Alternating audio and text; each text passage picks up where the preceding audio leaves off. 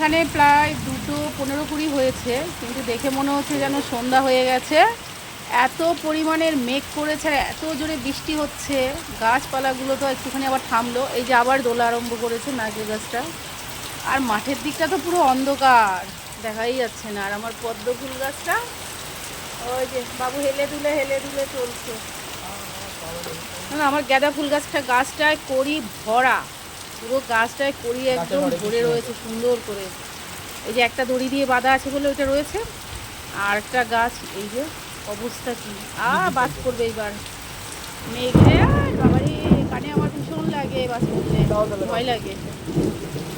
আমার গাঁদা ফুল গাছটাকে ফেলে দিয়েছে, লেবু গাছটা